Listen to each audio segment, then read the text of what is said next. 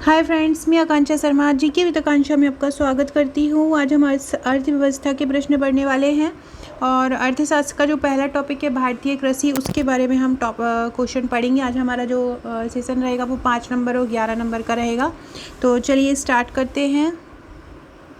ये जो टॉपिक है ये आपके सिलेबस का फर्स्ट टॉपिक है, अर्थशास्त्र पेपर 2 पार्ट 2 का, कृषि और ग्रामीण अर्थव्यवस्था, ये कृषि और अर्थशास्त्र। तो सबसे पहला क्वेश्चन है, भारतीय अर्थव्यवस्था में कृषि की विशेषताएं बताइए। भारतीय अर्थव्यवस्था में कृषि का क्या योगदान होता है, भारतीय अर्थव्यवस्था में कृषि की क्या विशेषताएं होती हैं, हमको वर्तमान आंकड़ों सहित इसको लिखना है। ये जो क्वेश्चन है आपको 5 नंबर में पूछा जा सकता है और 11 नंबर में पूछा जा सकता है। इसके अलावा ये इस तरह से भी पूछा जा सकता है कि भारतीय अर्थव्यवस्था में कृषि की क्या महत्ता है, भारतीय अर्थव्यवस्था में कृषि का क्या योगदान है। इस प्रकार से भी ये क्वेश्चन पूछा जा सकता है।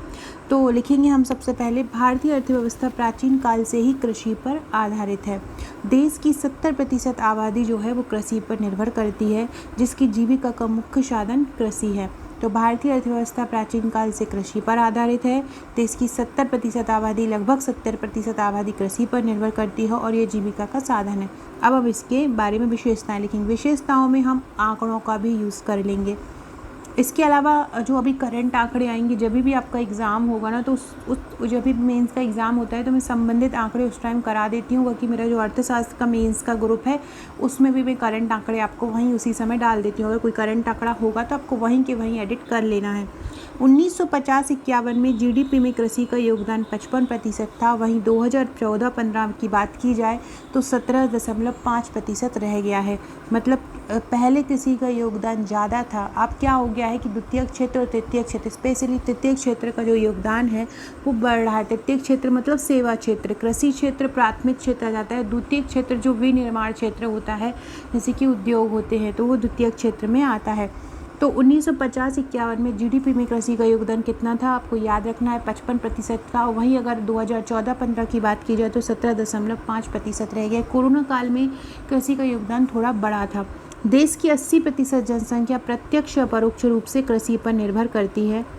कृषि कुल श्रम शक्ति के 48.9% लोगों को रोजगार देती है। मतलब जितनी भी श्रम शक्ति, जितने भी लोग काम कर रहे हैं, उसमें से 48.9% लोगों को रोजगार कौन देता है, कृषि देती है।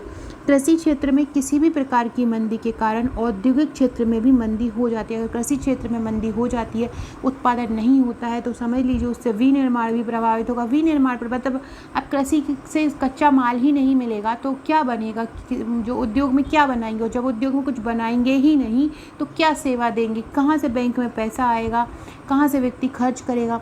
तो ये सभी जो चीज़ें, तीनों क्षेत्र जो रहते हैं वो कृषि पे ही डिपेंड रहते हैं। अगर कृषि में क्षेत्र में अगर मंदी हो जाती है तो औद्योगिक क्षेत्र में भी मंदी उत्पन्न हो जाती है, मतलब द्वितीय क्षेत्र में भी मंदी उत्पन्न हो जाती है।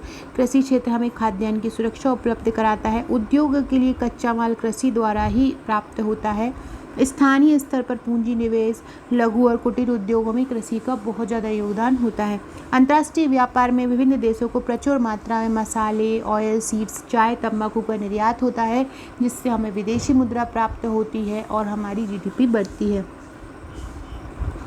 अगर हम देखे जाए तो 2014-15 में कृषि के निर्यात 12.1% योगदान था और कृषि का आयात 5.82% है। मतलब अगर हम खरीदते हैं वो 5.82% था और जो निर्यात है 12.1%। अगर वर्तमान आंकड़ों की बात की जाए, अभी की जो रिसेंटली अगर आज और कल की न्यूज़ पढ़ा जाए तो अभी स्थिति बहुत ज़्यादा ख़राब है। निर्यात मतलब बहुत कम हो रहा है, आयात ज़्यादा करना पड़ रहा है। तो स्थिति हमारे यहाँ विदेशी मुद्रा की भी स्थिति डामाडोल है। खाद्य प्रसंस्करण उद्योग निवेश में 6% योगदान कृषि देता है।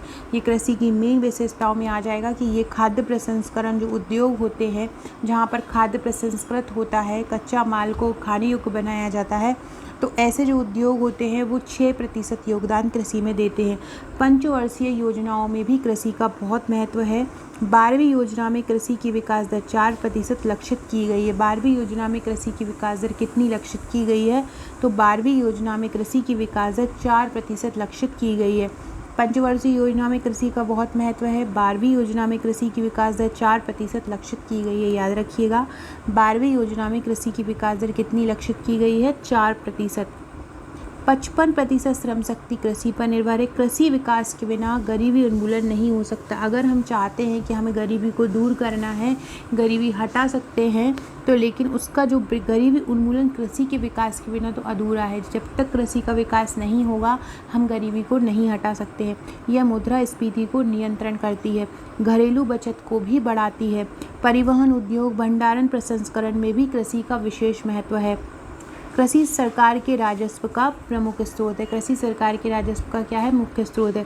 निष्कर्षतः क्या कह सकते हैं कि भारतीय अर्थव्यवस्था की कृषि रीढ़ है, लेकिन इसका जो हिस्सा है वो धीरे धीरे कम होता जा रहा है, अतः इसको समय रहते समझना होगा।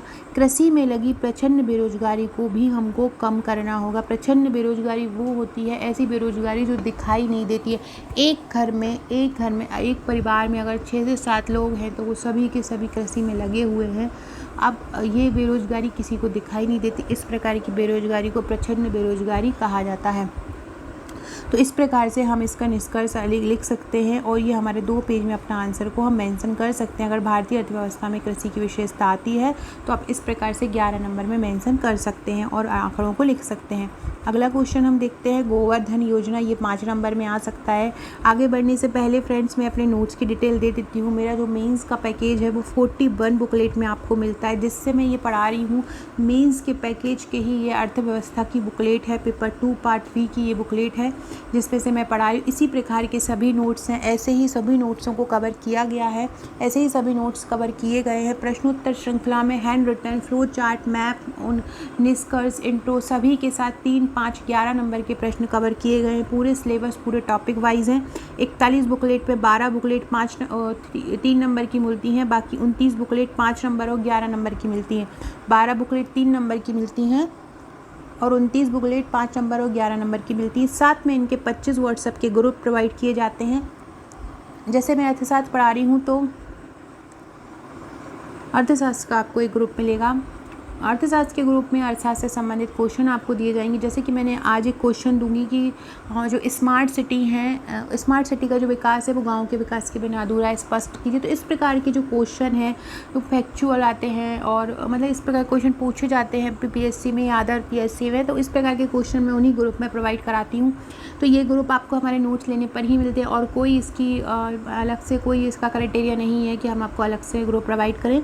तो ये नोट्स इनके ही द्वारा मिलते हैं। ये पेड ग्रुप रहते हैं और इनका चार्ज जो है वो 11,999 है। ये पूरे नोट्स, पूरा मेंस का जो पैकेज है, इसमें आपको एक टेस्ट का ग्रुप भी मिलता है समय समय पर, उसमें मेंस के टेस्ट लिए जाते हैं।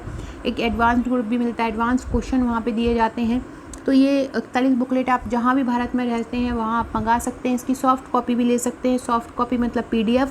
PDF का चार्ज इसका 4,999 और हार्ड कॉपी का चार्ज 11,999। सभी हैंड रिटन है विद कॉपी विद कुरियर। आपको ये 11,999 में आपको पड़ेंगे जहाँ भी आप रहते हो। साथ में आप हमारा प्रीलिम्स का पैकेज लेना चाहें तो प्रीलिम्स की 11 बुकलेट भी ले सकते हैं। अगर उसको भी साथ में मंगाना चाहें तो उसका चार्ज अलग रहता है। तो अगर आप ये मंगाना चाहते हैं तो आप मुझे व्हाट्सएप कर सकते हैं। व्हाट्सएप करके आप मुझे पेमेंट करेंगे, देन आप मुझे स्क्रीनशॉट देंगे और अपना एड्रेस सेंड करेंगे। 7 से 8 वर्किंग डेज में आपके घर ये पहुंच जाएगा। गोवर्धन योजना को समझाइए। तो सरकार ने ग्रामीणों को जीवन को बेहतर बनाने के उद्देश्य से ये नई योजना बनाई है। गोवर्धन योजना किसके लिए बनाई है? सरकार ने ग्रामीणों के जीवन को बेहतर बनाने के लिए बनाई है। पशुओं के गोबर और खेतों के ठोस अपशिष्ट पदार्थों को कंपोस्ट, बायोगैस और बायो CNG में इसमें परिवर्तित किया जाता है। समावेशी समाज के निर्माण के दृष्टिकोण के तहत सरकार ने विकास के लिए 115 जिलों की इसमें पहचान की है। क्योंकि ये नई योजना है तो ये आ सकती है। अगला है भारतीय खाद्य निगम। भाई ये 3 नंबर में पूछा जा सकता है, 5 नंबर में पूछा जा सकता है। भारतीय खाद्य निगम की स्थापना 1965 में हुई थी। खाद्य पदार्थ एवं अन्य आवश्यक वस्तुओं की खरीदारी, भंडारण, संग्रहण, वितरण और बिक्री की यह व्यवस्था करता है। क्या व्यवस्था करता है? खाद्य पदार्थ एवं अन्य आवश्यक वस्तुओं की खरीदारी, भंडारण, संग्रहण और वितरण। PDS के महत्वपूर्ण कार्यों को ये स्थिरता देता है। जो सार्वजनिक वितरण प्रणाली होती है उसके महत्वपूर्ण कार्यों को ये स्थिरता प्रदान करता है और बफर स्टॉक का भी ये निर्माण करता है। कौन? भारतीय खाद्य निगम। तो भारतीय खाद्य निगम एक खाद्य प्रसंस्करण के क्षेत्र में, खाद्य उत्पादन के क्षेत्र में, खाद्य संग्रहण के क्षेत्र में एक महत्वपूर्ण योगदान देता है। अगला क्वेश्चन है कृषि लागत एवं मूल्य आयोग, ये भी आपको 5 नंबर में पूछा जा सकता है। 1965 में स्थापना हुई थी। जब भी इसकी स्थापना हुई थी तब इसका नाम कृषि कीमत आयोग था और मार्च 1985 में इसका नाम बदल के कृषि लागत एवं मूल्य आयोग कर दिया था। न्यूनतम समर्थन मूल्य, वसूली कीमत, जारी कीमतों की सिफारिश ये करता है और न्यूनतम समर्थन मूल्य की संस्तुति सरकार को प्रदान करता है। जो न्यूनतम समर्थन मूल्य होते हैं उसकी संस्तुति ये सरकार को प्रदान करता है। अगला है नाबार्ड को समझाइए। फ्रेंड्स, आज बहुत अच्छे कमेंट आप लोगों के आए थे। एक आकांक्षा जो थी मेरे ही नाम की थी, उन्होंने बहुत अच्छा कमेंट किया है। साथ में वीर, आपका भी कमेंट बहुत अच्छे थे।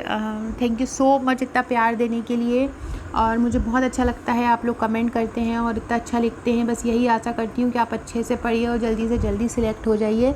बहुत सारे एग्ज़ाम अभी आने वाले हैं, व्यापम के भी बहुत सारे एग्ज़ाम आने वाले हैं, तो मेहनत करते रहिए, सिलेक्शन ज़रूर होगा। अगर आप मेहनत करते हैं, कंटिन्यूटी से लगे रहते हैं तो कोई भी चीज़ आपको रोक नहीं सकती है, आपका ज़रूर सिलेक्शन होगा। अगर आपने आपका व्हाट्सएप नंबर मेरे पास अभी तक सेव नहीं करवाया है तो मुझे अपना व्हाट्सएप करके मुझे इसी नंबर पे 6260190944 पर आप मुझे व्हाट्सएप करके अपना नंबर सेव करवा दीजिए। मैं स्टेटस पे बहुत इंपॉर्टेंट मटेरियल डालती हूँ तो उसकी जानकारी आपको मिलती रहेगी। साथ में व्हाट्सएप ग्रुप भी की भी लिंक आपको डिस्क्रिप्शन बॉक्स में मिल जाएगी। ये पब्लिक ग्रुप रहते हैं तो इसको भी आप ज्वाइन कर लीजिएगा। इंस्टा, टेलीग्राम, फेसबुक, ट्विटर को भी ज्वाइन कर लीजिएगा। डिस्क्रिप्शन बॉक्स में आपको उसका लिंक मिल जाएगा।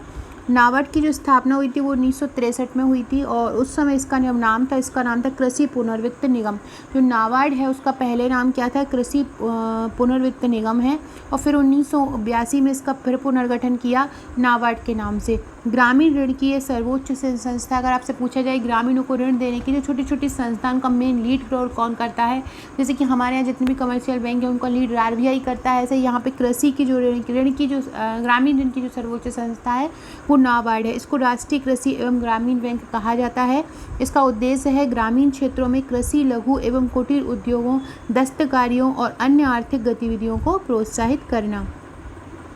अगला है सहकारी खेती क्या कहते हैं और उसके सहकारी खेती क्या होती है उसके प्रकार लिखो। तो बहुत से छोटे किसान मिलकर सामूहिक बड़ी जोत मिलाकर मिलकर खेती करें तो यह सहकारी खेती कहलाती। क्या है कि जब बहुत सारे छोटे छोटे किसान मिल जाते हैं और मिलकर खेती करते हैं तो ये सहकारी खेती कहलाती है।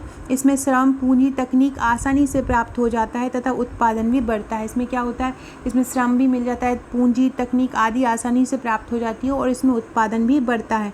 सहकारी खेती के प्रकार कौन कौन से होते हैं, तो पहली होती है काश्तकारी सहकारी खेती, सामूहिक सहकारी खेती, उन्नत सहकारी खेती और संयुक्त सहकारी खेती। इसका 11 नंबर का आंसर भी आपको आगे मिलेगा। तो इसके ये सहकारी खेती के प्रकार होते हैं।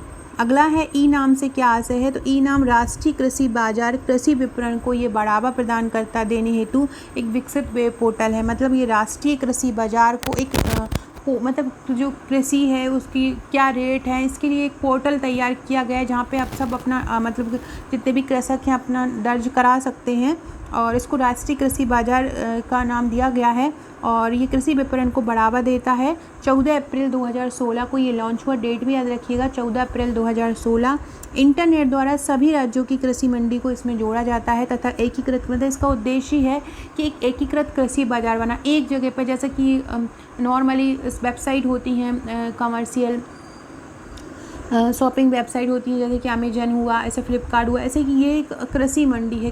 दुनिया भर की जितनी भी मंडियां हैं उनको एक जगह पे यहाँ पे जोड़ा जाता है। तो ये एकीकृत कृषि बाजार बनाना इसका उद्देश्य, आप लिख सकते हैं इसका उद्देश्य एकीकृत कृषि बाजार बनाना।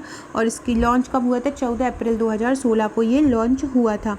अगला क्वेश्चन हम कल पढ़ेंगे। कृषकों की आय को 2022 तक दोगुना करने का लक्ष्य रखा गया। इस क्षेत्र में संबंधित सुधार का मूल्यांकन कीजिए। तो इसको हम 200 शब्दों में कल पढ़ेंगे। सो फ्रेंड, वीडियो अच्छा लगा हो तो लाइक शेयर सब्सक्राइब जरूर कीजिएगा, कमेंट कीजिएगा। अगर आप हमारे नोट्स लेना चाहते हैं तो व्हाट्सएप कीजिएगा। Okay friends, thank you.